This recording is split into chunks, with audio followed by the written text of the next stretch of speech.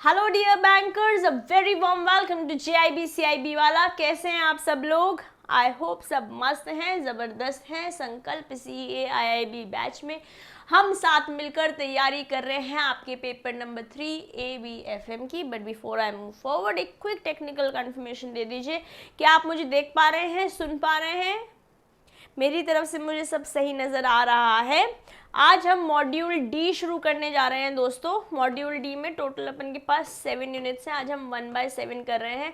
आपका unit 19 hybrid finance करने चल रहे हैं। हाइब्रिड फिनेंस इन जनरल अगर नाम से ही समझे तो एक ऐसा इंस्ट्रूमेंट है, एक ऐसा वे है जिसके थ्रू आप पैसे कॉम्बिनेशन ऑफ डेट और इक्विटी से ला पाते हो। मतलब लेट्स से फॉर एग्जांपल एक इंस्ट्रूमेंट है जिससे आप पैसे रेज करो एज अ कंपनी, जो अभी तो डेट है बट आफ्टर सम टाइम वो इक्विटी में कन्वर्ट होने की क्षमता रखता है।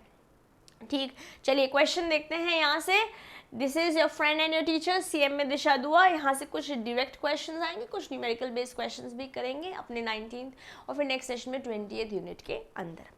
ओके, आंसर क्योंकि स्क्रीन पर दिख रहा है, चलिए समझते हैं। The arrears of dividend payment are distributed to the preference share holders और preference shares often known as.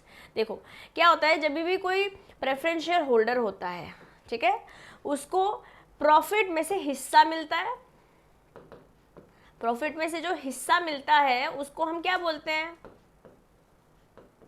उसको हम डिविडेंड बोलते हैं।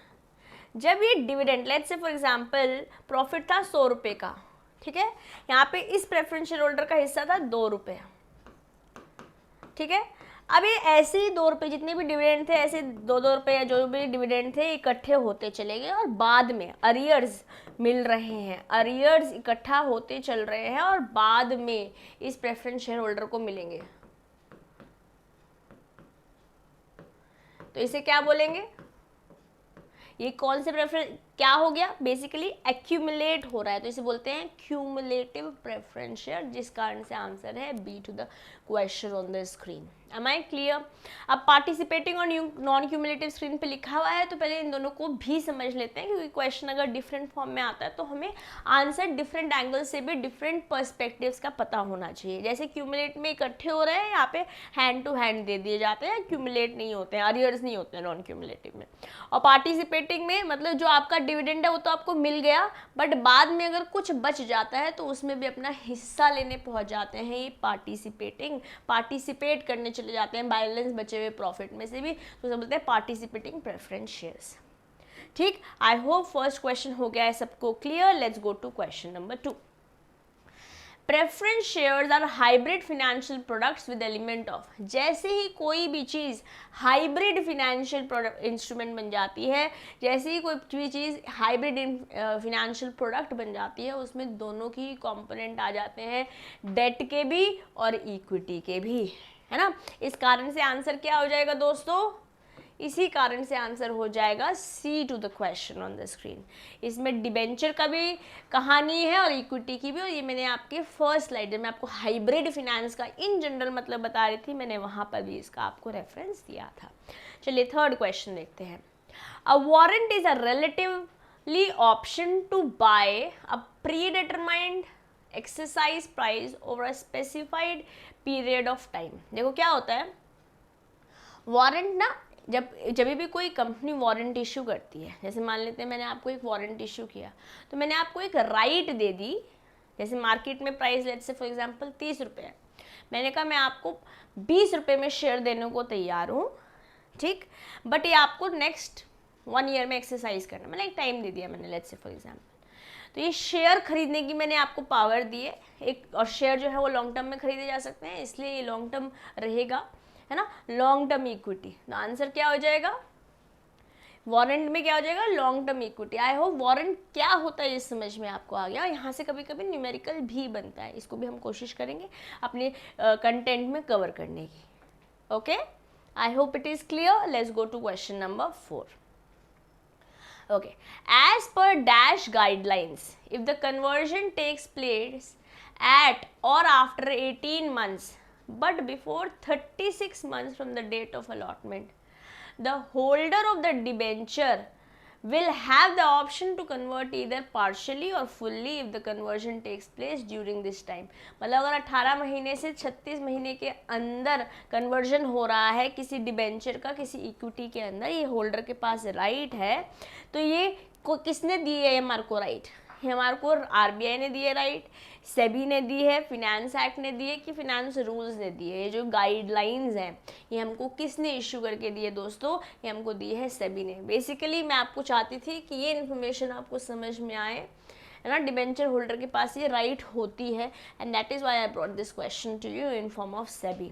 M I clear? Are we good? Question number 4 bankers. ठीक, चलिए क्वेश्चन नंबर 5 देखेंगे।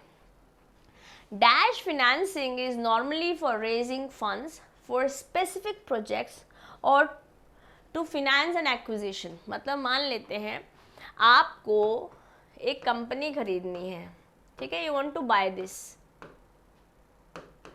अब जब आप इसको खरीदना चाहते हो, you want to buy this, ठीक है। अब जब आप इसको खरीदना चाहते हो तो उसमें पैसे लगेंगे, ठीक है ना। अब पैसे आएंगे कहाँ से आएंगे? जब आप ये पैसे उधार पर ले लेते हो, ये पैसे लोन लेते हो ताकि आपको ये खरीदा जा सके, ताकि आप इसे बाय कर सको, है ना। तो ये होता है क्या? What is it guys? It is mezzanine financing। What is it? It is mezzanine, a hybrid of debt and equity financing that gives the lender a right to convert the debt of an equity interest in the company in the case of default। Basically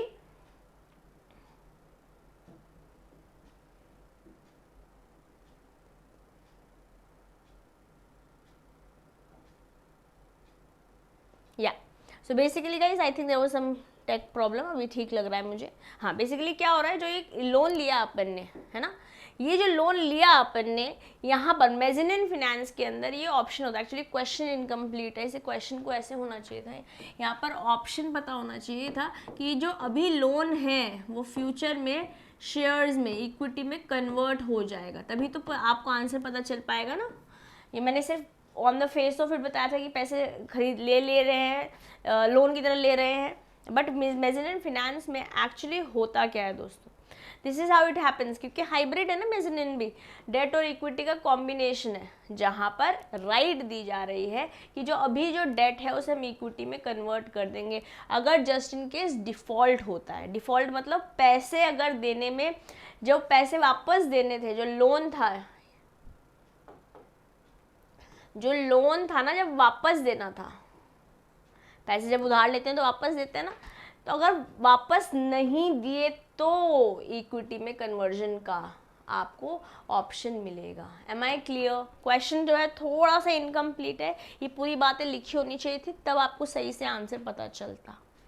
M I clear guys?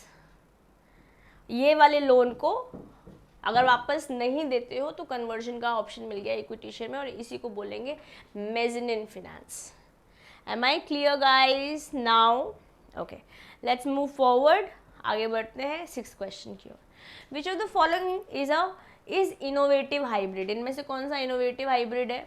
Hybrid as convertible bearer form bond, जब एक convertible bond है जो future में, अभी date है, future में equity बन जाएगा। ओके।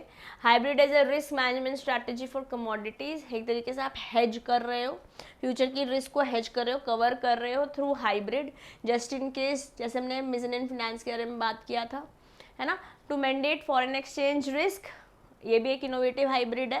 या क्या ये सारे ही है? हाँ जी, ये सारे ही इनोवेटिव हाइब्रिड है दोस्तों। Question number 6 for you on the screen. Moving forward to question number 7। The characteristic of debt and equity which are combined into a single instrument is known as, यही तो हाइब्रिड सिक्योरिटी होती है ना, जहाँ पे दोनों का करेक्टरिस्टिक्स होते हैं, इक्विटी भी होता है और डेट भी होता है। ठीक जी। एक और question, which of the following is not an advantage of hybrid security? कौन सा एडवांटेज नहीं है? हायर यील्ड एडवांटेज है, less volatile market price advantage है, मतलब बार बार चेंज नहीं होता प्राइस, रिस्क डाइवर्सिफिकेशन एडवांटेज है, प्रॉब्लम इन असेसमेंट कि क्या इतना डेट है कितना इक्विटी है, यही तो एडवांटेज नहीं है और यही आंसर हो जाएगा। ये डिसएडवांटेज है क्योंकि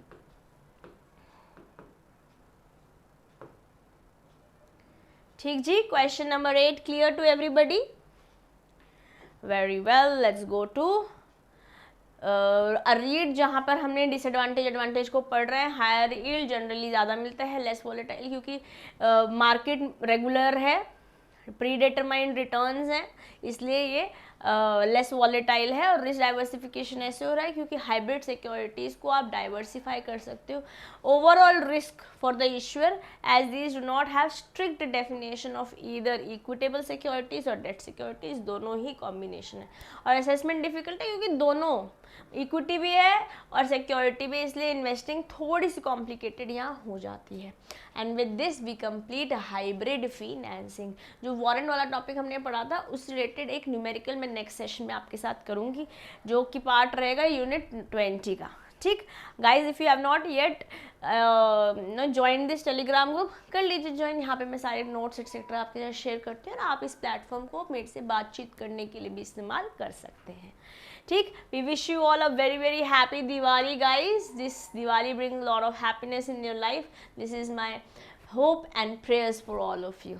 ठीक है, ये JIB CIB वाला आप सबको हार्दिक शुभकामनाएं देते हैं इस दीपों के उत्सव की। Happy Diwali with PW this time. May this Diwali be a increment वाली Diwali for all of you. और आपसे मिलते हैं नेक्स्ट सेशन में यूनिट 20 के साथ और अपनी ABFM को और स्ट्रॉन्ग बनाते हैं। लेते हैं अभी आपसे अलविदा दोस्तों। This is your friend and your teacher CM में Disha Dua signing off for today. Take care guys, bye bye.